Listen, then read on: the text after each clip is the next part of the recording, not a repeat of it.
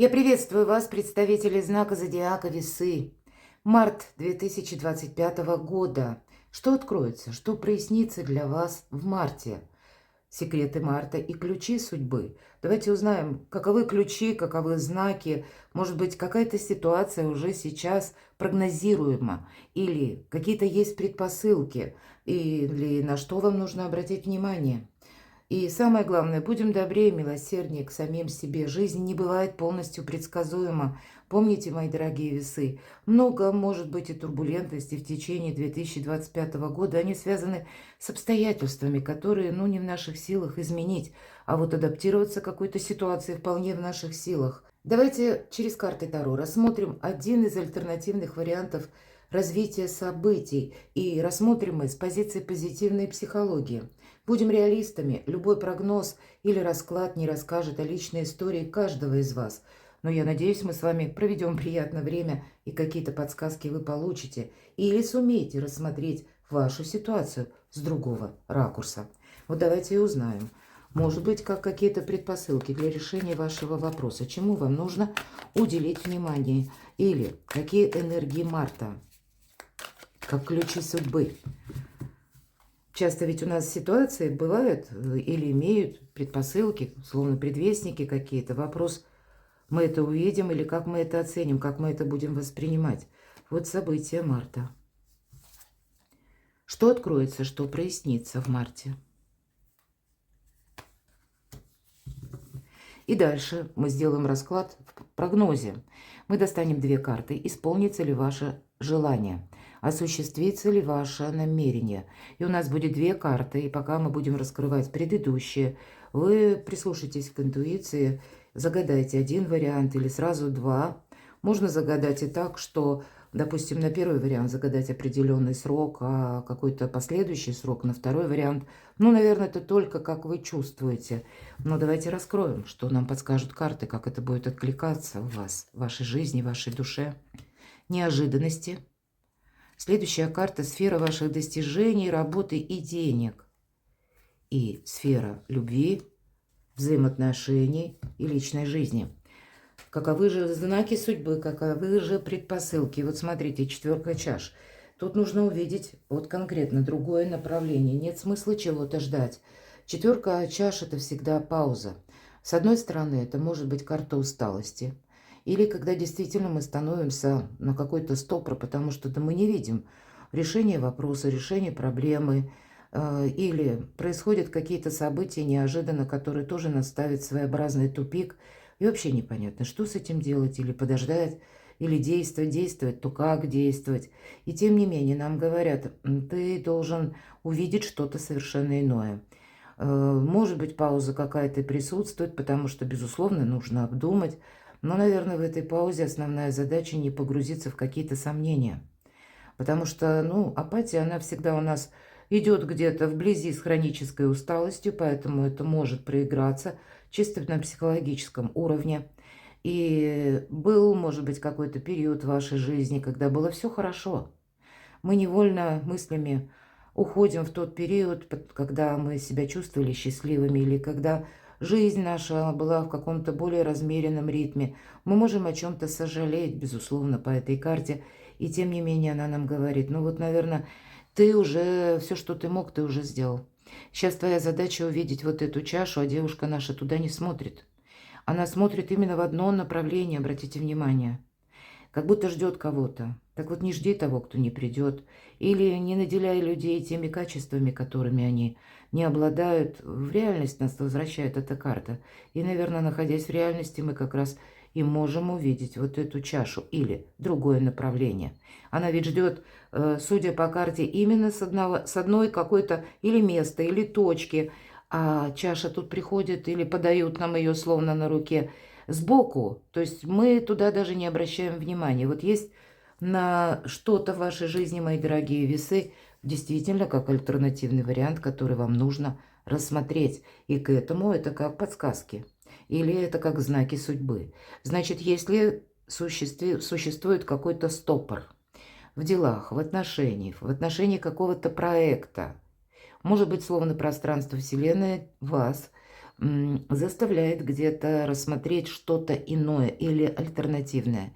И это не значит, что мы должны идеи какие-то, может быть, более такие высокие менять или мечту даже менять. Но, наверное, быть гибче определенно стоит. Для того, чтобы добиться желаемого, нужно какие-то новые методы использовать. Вот этот тонкий такой нюанс нам подсказывает, как знаки судьбы или ключи судьбы. Не в том направлении, куда ты смотришь, а именно в каком-то другом направлении тебя ждет или решение вопроса. И тут по-разному. Может быть, кому-то банально в один кабинет зашли, бумагу не подписали, важный документ, зайдите в другой. Попробуйте сделать это как-то в обход или привлекая других людей. Или узнайте, как это вообще, какие варианты осуществления вашей темы, которые вы думаете, они существуют. Пропишите это на бумаге. Детализируйте что-то именно с позиции чего-то нового или с элементом новизны, новых людей или какого-то нового решения. И тогда вот это солнце, оно у вас практически на пороге. Вот в каком-то ваше солнце, точнее, оно в другом направлении, мои дорогие весы. Или с применением каких-то альтернативных методов. Может быть, вы задумали, к примеру, переезд. И были договоренности, или вы уже с чем-то определились. И вдруг это стопорится. И тогда карта говорит, ты можешь осуществить переезд, но, может быть, ты не будешь зависеть конкретно от какого-то человека. Или ты можешь осуществить этот переезд, но, может быть, это когда ты через работу, к примеру, да, какую-то ищешь работу, и по работе ты сможешь это осуществить. Или ты поедешь в другую местность. Но я, пожалуй, привела такой пример, может быть, и не самый удачный, но к тому, что вот главное что-то мы не меняем. Вот есть какая-то задача, но она требует нового решения, и тогда у вас это получится. Наверное, это основное. Карта Солнца – это радости. Действительно, тут все равно все идет к какому-то своему итогу. И самого себя настроить на то, что, ну да, нужно что-то завершать. То, что вас приводит вот в такое состояние, может быть, апатии. Или, мои дорогие весы, в состоянии неопределенности. И здесь может проиграться ситуация двойственных отношений, любовных треугольников у кого-то так. Но, может быть, и треугольника любовного нет, а отношения тоже ни шалка, ни шатка, ни валка. Или вам что-то пообещали, вы сидите, ждете, когда человек исполнит свое обещание. И это может быть и в личной жизни, это может быть и через работу. Но все равно неизбежно что-то закончится. И 13-й аркан – перерождение. И вот, пожалуй, интересно изображен на этой карте 13-й аркан. Смерть, я надеюсь, все правильно понимают, что это не про смерть, это о трансформации. И вот эта звезда, она как будто даже лица нам не показывают, и вообще образа как такового, облика нет. Нам просто говорят, что вот эта звезда, вот эта удача, вот это солнце, оно совершенно в том направлении, где ты этого даже не ждешь. И поэтому мы можем сетовать даже на то, что у нас не получается что-то осуществить. Но вот по большому счету, кто знает, может быть, пространство Вселенной словно нас не пускает или заставляет нас таким образом рассмотреть что-то иное, для нас более перспективное. А мы уставились вот так вот в одну точку и чего-то не видим. Если одна дверь закрывается, неизбежно на смену ей открывается другая дверь. Но мы часто этого не замечаем, уставившись глазами в закрытую дверь. Вот эти, кстати, слова, не помню автора, сейчас не буду говорить, потому что могу назвать ошибочно. Они принадлежат женщине, слепой женщине, которая была 8 месяцев, по-моему, или 1,5 года, только зрячая. Потом в результате болезни она теряет зрение, она прошла очень сложный путь подростка, становления в молодости. Когда все хочется, когда в молодости для нас жизнь играет разными красками, а у нее этих красок не было. Было много конфликтов, череда каких-то недопониманий, где-то и с близкими, но так или иначе она сумела закончить и получить высшее образование. И это было много лет тому назад, у нее не было таких возможностей, как у нас. Ну, тут действительно, именно ей принадлежат слова, точнее, когда одна дверь счастья закрывается, открывается на смену другая дверь. Она прочувствовала этот момент. Почему я сейчас об этом вспомнила? Поэтому можем мы от чего-то отказываться или подумать, да, сидит тут, говорит какую-то ерунду. Но это правда, карты, где-то это ерунда, я даже соглашусь. Все ведь зависит от нашего восприятия. И здесь на уровне восприятия, мои дорогие весы, как знаки судьбы или подсказки, назовите как угодно. Вас как будто солнце, какой-то прорыв ждет, совершенно новое качество жизни. Но мы можем этого так и не увидеть. И здесь, конечно, кто-то увидит эти подсказки, а кто-то может и сказать, что нет, а я не хочу, я еще подожду. Мне здесь как-то надежнее, привычнее. Вот эта сила привычки, кстати, проигрывается по 4 кубков. Нет перемен как таковых, а перемены, тем не менее, необходимы. Давайте, что откроется, что прояснится. Ну, знаете, вот судьба находит выход. И перемены все-таки будут. Колесо перемен, колесо фортуны, точнее, это и есть перемены. 13-й аркан, опять же, перемены. Мы их не отменим. Но от того, как мы поднимемся и выйдем судьбе навстречу, будет зависеть ваше солнце, ваше будущее, ваше качество жизни. А когда вы где-то ожидаете, что или правильно оцениваете обстановку, в которой вы находитесь, ваши ресурсы, ревизию собственных ресурсов, что я хочу осуществить и чего я точно не хочу.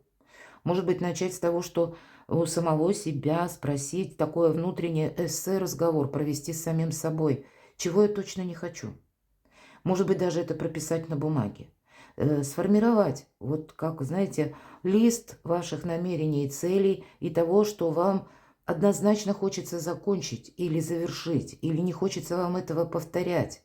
Когда мы начинаем с приставкой «не», тогда потом наши желания вырисовываются в более стройную канву. И для кого-то это будет подсказка, потому что перемены неизбежны. И что откроется? Старший аркан. У каждого своя будет какая-то концепция, но это всегда возможность.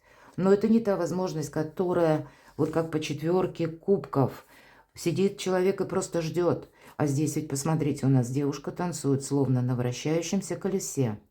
И держит баланс. Баланс, весы – это по вашей части. И она абсолютно счастлива. Она научилась.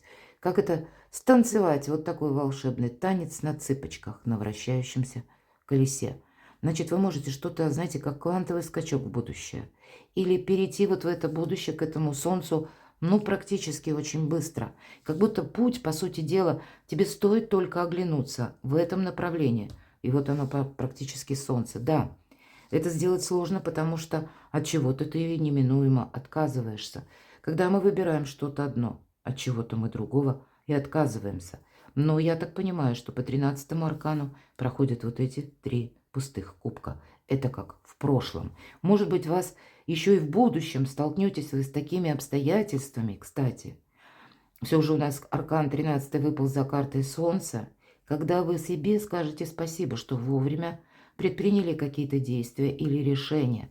Потому что, скорее всего, даже если мы хотим что-то сохранить, а у нас теперь Уран, планета где-то перемен, хоть и связывают ее с разрушителем, но нет, Уран никогда не забирает того, что может служить для нас прогрессом. Так вот, Уран в прямом движении, ну и где-то Плутон в Водолее, очень сильные энергии в марте, которые нас заставляют как раз увидеть с другого ракурса, рассмотреть альтернативные варианты.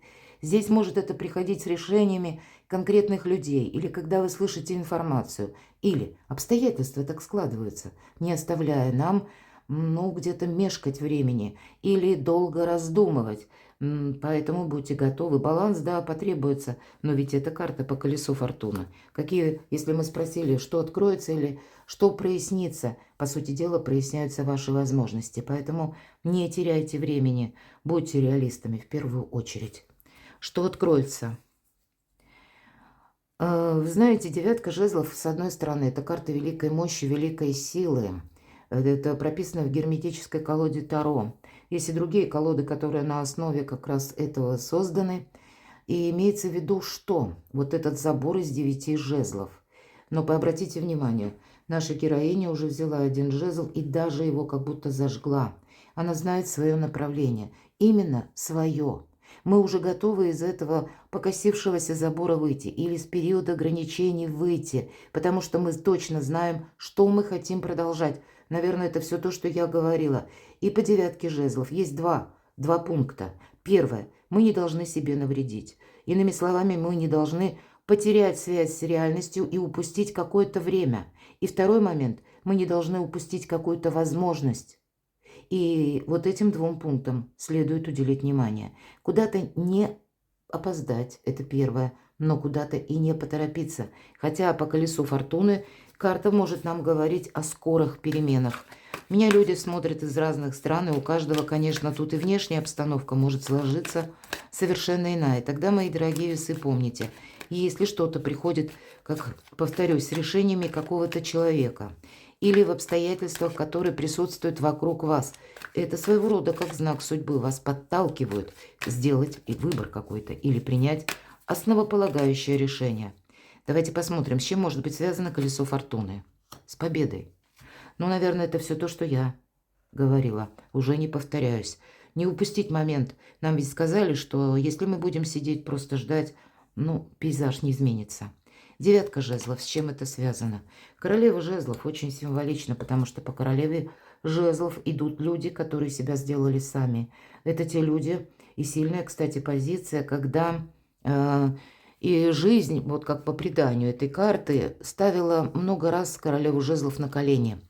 Она прошла сложный путь проб и ошибок, и теперь она точно знает, что она не хочет, чтобы было повторено. Она точно знает, чего она не хочет и чего она хочет. С одной стороны, она умеет хранить тайну. Вот этот черный кот, который возле ее ног всегда символизирует, она умеет и свои тайны хранить, и чужие. Она умеет хранить молчание, она умеет со всеми договориться, и наиболее удачлива она в делах и очень продуктивна в решении каких-то финансовых вопросов. Поэтому дела, работа, бизнес. И шестерка жезлов – это ведь тоже победа. И вне зависимости от того, как вы загадали или что вы загадали, тут действительно может быть какая-то победа ваша. Или вот это самое солнце. Но через другие методы, через другие возможности. Ну пусть возможность даже мы оставляем ту же самую, но ваше отношение к этому, возможности сами по себе у вас на пороге. Давайте мы посмотрим, исполнится ли задуманное или осуществится ли ваше намерение.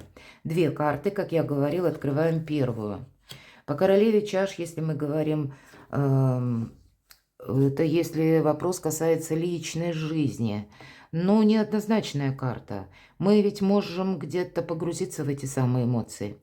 Карта будет говорить лишь о том, что слушай свою интуицию. Давайте достанем еще одну. Но риск, опять же, погружения в эмоции есть. То, что вы загадали по первому варианту, это должно пройти какое-то время. Конечно, возможность, если мы просто спросили, осуществится ли задуманное. Да, осуществится. При условии, карта нам так и говорит, что ты будешь готов пройти какой-то долгий путь. Карта звезда говорит у кого-то, может быть, и о переезде. Иными словами, расстояние в километраже, но по этой карте еще и расстояние по времени идет тоже. И поэтому для вашего проекта нужно время, настойчивость, терпение и рассмотреть все варианты. И тогда сияйте как звезда. У вас действительно может получиться. Или какой-то проект, к примеру, часто проходит по аркану звезда. Это как пространство, эфир, интернет, работа в интернете или новые IT-технологии. Это, пожалуй, одна из немногих сфер, где мы можем навыки получить достаточно быстро и приступить к работе, изменить свою жизнь, по крайней мере, в финансовом каком-то эквиваленте. У кого-то это будет через, может быть, интернет напрямую, какая-то работа на дому. И часто карта звезда – это карта выбора правильного направления лет на 10-20.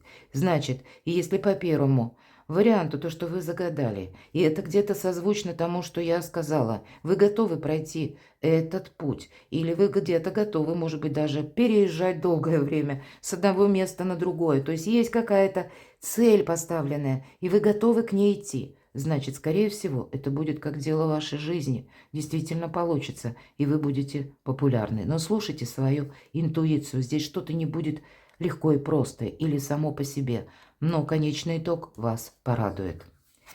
Второе намерение. Ну, тут, конечно, нам говорят, тройка мечей – это всегда какая-то прежняя ситуация. Может быть, вы загадали, ну, какой-то свой прежний вариант, чего бы вы хотели осуществить. Возможно, это касается и отношений конкретного человека. А карта нам говорит – израненное сердце. Да, сейчас это сердце зажило. Это не новая ситуация. Вот кто загадал второй вариант. Или если вы скажете, нет, да это вообще что-то новое. Но поверьте, значит, если вы проанализируете то, что вы загадали, скорее всего, к этому желанию, или вот то, что вы хотите осуществить, вас ведут из прошлого какие-то предпосылки. Это не на пустом месте родилось это желание, или это, знаете, как войти в реку дважды. Дай-ка я еще раз попробую. Вряд ли то, что вы будете пробовать заново еще какой-то прежний ваш сценарий или то желание, которое у вас не осуществилось прежде, с прежними методами, вы пытаетесь еще раз, да, попробовать или вновь осуществить, то, скорее всего, прежний опыт нам говорит, ну, вряд ли. И тем не менее я достану еще одну карту, потому что эта карта может также свидетельствовать о здоровом равнодушии. И вот эта положительная сторона этой карты, я ее очень люблю. Тем не менее, как бы кому что ни казалось, да, это раньше был сгусток боли. Вот когда мы, может быть, кричать нам хотелось, потому что мы что-то не могли изменить. И здесь у кого-то предательство. Предательство может быть по работе, может быть, как мы говорим, меня подставили, да, вот у кого-то и так может быть. Или когда человек вас оставляет в самую сложную, тяжелую минуту, и вы чувствуете себя и без этого в сложной ситуации или словно обессиленными, а тем не менее рассчитывать приходится все равно на самую себя. И это где-то вот эта боль, которую не высказать, и тем не менее вы уже что-то такое сложное прошли. Теперь это сердце заштопано. И теперь оно никуда не делось, оно осталось с вами. И эта ситуация, она тоже осталась с вами. Но она уже больше не ранит. В положительном смысле эта карта проигрывается, когда мы не допускаем прежних ошибок. Мы заново не обновляем ошибку, мы ее поняли, извлекли какие-то уроки, и мы идем дальше. И тогда карта будет или может кому-то из вас свидетельствовать о том, что тебе как раз будет помогать прошлый опыт, когда ты будешь, ну, очень прозорлив. Ты не дашь себя обмануть. Ты не будешь надеяться на кого-то, ты будешь надеяться сам на себя. И в этом будет твоя сильная позиция. Давайте я достану дополнительную карту. С чем это может быть второй вариант связан? И сбудется? Да. Тут надо быть очень внимательному. На вас будут влиять много информации. И значит, доверяй, но проверяй как информацию, так и людей. Но как 1000 дорог сходится, ну тут 8 жезлов, в одной точке. И есть какой-то пункт невозврата. Это безусловно. Может, для кого-то он свидетельствует о том, что прекратить, ну, какие-то ожидания бесплотные, например, да, или повторение какой-то ситуации. Нет, тут нужно делать что-то совершенно по-новому. Возможно, вы услышите, кстати, какую-то новость по части того как раз человека, который, или, ну, может быть, и организации такой тоже я могу предположить, что-то на более таком значимом, не личностном уровне, когда то, из-за чего вы потерпели какой-то фиаско в прошлом, почему это случилось, почему это произошло. И это тоже своеобразный анализ, опыт, который вы эту информацию можете использовать. Но по 8 жезлов это трансформация. Вам нужно действительно себя трансформировать. И поэтому отчасти помогает какой-то прежний опыт. Так сбудется ли ваше желание, осуществится ли задуманное? Карта заслуженного успеха. Требуется мужество. И все то, что я говорила по этой карте, карта подтверждает. Нам нужно пользоваться либо новыми методами, или отплыть от прежнего берега. Если вы загадали конкретно, что смогу ли я переехать или куда-то отправиться, да, здесь мужество в первую очередь для старта нам совершенно необходимо. Если вы готовы пройти какой-то путь в одиночку, об этом тоже говорит карта, то вот этот заслуженный успех приходит. Это не будет, как и где-то в первом варианте, но здесь более продолжительный период времени и немножко другие энергии. Здесь будет по 8 жезлов быстрое развитие ситуации. Здесь нужно куда-то, может быть, поехать быстро, не отложить что-то на потом. Возможность сама по себе будет, но вам нужно ее увидеть, принять и действовать тоже быстро. Иначе, если отложите что-то на завтра, а на завтра возможности нет. Действительно, настойчивость и мужество потребуют от вас пройти один какой-то путь в одиночку. Но в последующем этот успех тоже приходит. Неожиданности давайте узнаем. Ну, словно сама судьба пытается подвести какой-то итог страшного суда, 20-й старший аркан. И, кстати, нам говорят, суд вовсе не страшный. Суд – это, как знаете, избавление от боли, избавление от страданий, от какой-то прежней разрушительной ситуации. На что-то нужно решиться. И карта говорит, ты уже не оглядывайся назад. Вот могут случиться какие-то сведения, информация, обстоятельства, которые пытаются подвести словно баланс вашей жизни и своеобразную демаркационную линию между прошлым и будущим. Здесь как какая-то точка. Точка может быть невозврата. И для вас очень важно, знаете, ну, где-то смело скажу и не лениться. И увидеть вот этот альтернативный вариант, мои дорогие. Потому что, если мы сказали избавление от боли, избавление от страданий, словно от этого дна оттолкнуться, чтобы всплыть наверх. Посмотрите, очень красивая карта прорисована, словно стоит женщина или сидит, нам не показано, но вот она именно на дне находится. Она просит высшие силы, чтобы ей дали эту возможность. И действительно, она всплывает.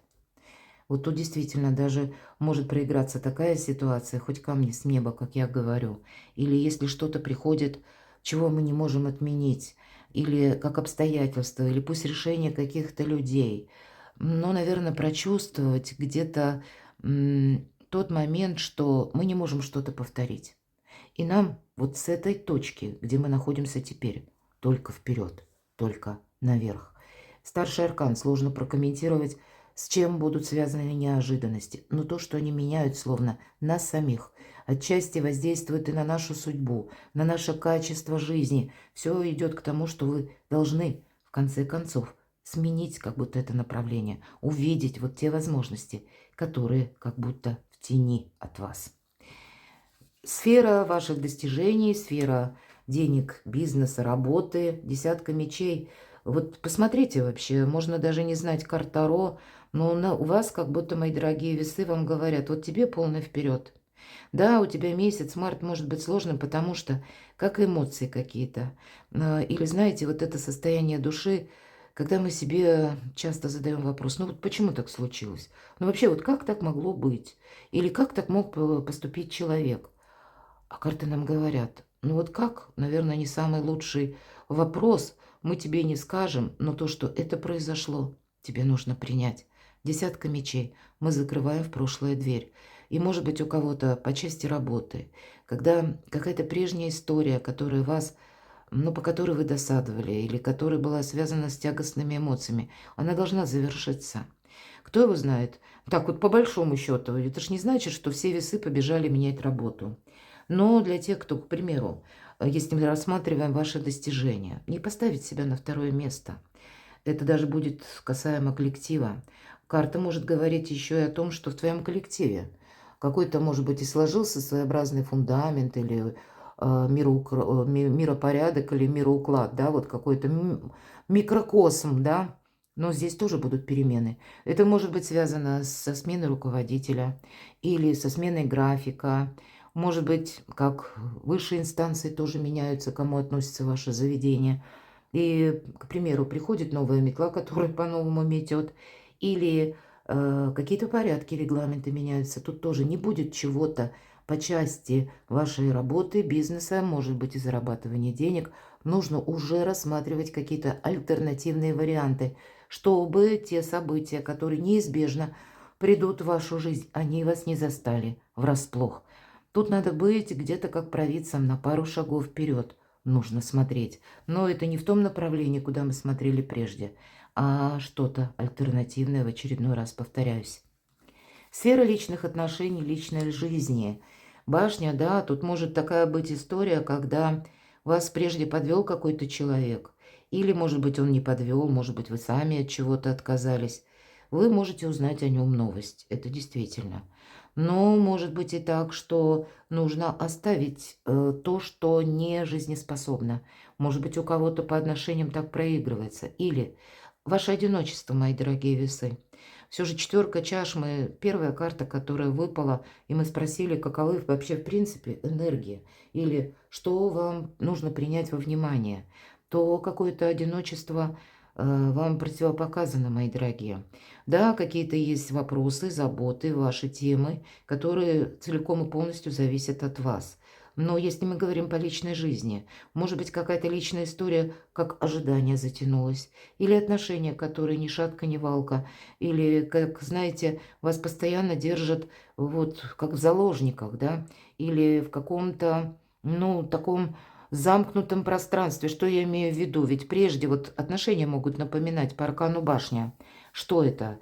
Первые карты Таро, башня это была тюрьма. Иногда отношения словно тюрьма. И вроде бы мы к ним привыкли, и человека мы можем знать очень долгое время. Уже как бы просчитать даже его можем. Все ужимки и прыжки нам понятны, как в басне Крылова. Но тем не менее, мы не хотим это менять, потому что это нам знакомо, это нам привычно. И вот это самая тюрьма, да, как в первых колодах башня.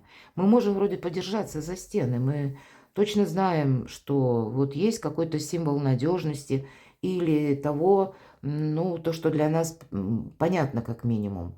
И тем не менее, для нас жизнь может создать такую ситуацию, что мы в один момент понимаем, а мы зря за это держались, потому что на самом деле это был период ограничений. Это были как какие-то кандалы.